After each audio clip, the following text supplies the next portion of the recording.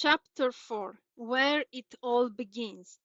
The next item on the group's agenda that night was a case-by-case look at each fruit of the Spirit. I've already put the original words of the Bible verses in the chapter you just read, but here they are again. Only this time I've added numbers besides the list of the fruit and in the discussion that followed. Also, one more thing you need to know. The original words came from the King James Version of the Bible, which is just about the only one most of us had ever read from in those days. I know there are lots of other translations around today, but in 1898 or so we didn't have much else.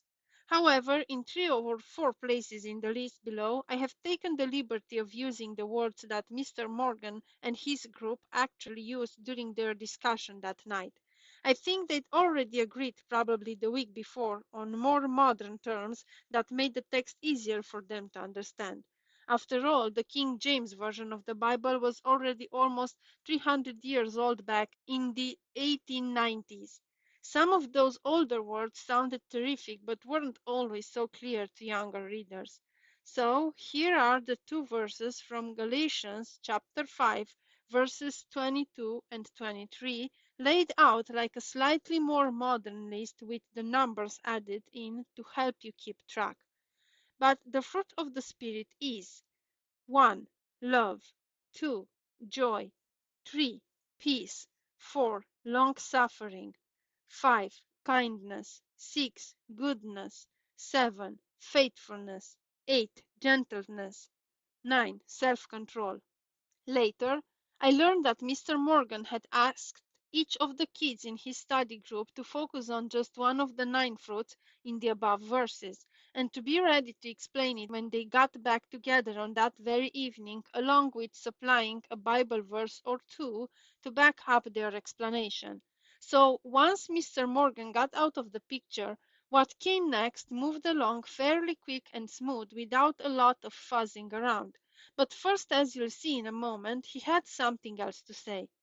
The first one of the fruits the Apostle Paul talks about in these verses, Mr. Morgan began, is love. But I don't think Paul was talking about the kind of love between a man and a woman, for example, the kind of love between your own parents, although that would certainly be part of it.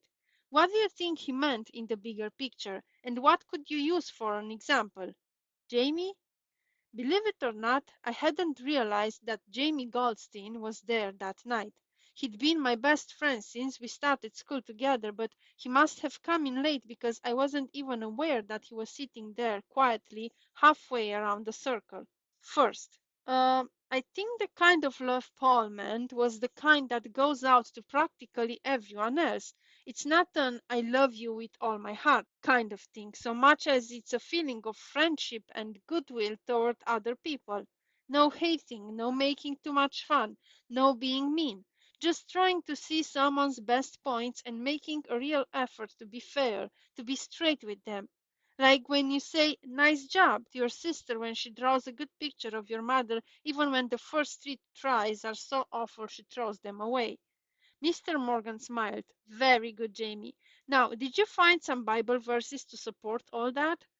Jamie looked confused for a second or so, and then he caught on and looked at some notepaper he was holding. Oh, yeah, what I picked out would be Luke chapter 6, verse 27 and 28, which included something that Jesus himself said over and over again. Here's how it goes. But I say unto you which hear, love your enemies, do good to them which hate you, bless them that curse you, and pray for them which despitefully use you. Mr. Morgan nodded his head, then closed his eyes and seemed to be thinking about something else while everyone waited for him to comment on what Jamie had just read. Finally, he opened his eyes. Very good, Jamie, he said. I think you've hit it right on the head, because the Bible tells us many times that God is love. This is who God is. This is also why the first fruit of the Spirit is love itself. Everything starts there. God wants us to be like Him, and the best way to be like Him is to start by loving other people. From that beginning, like when you plant something in good soil and remember to water it, the other fruits of the Spirit can then grow and develop.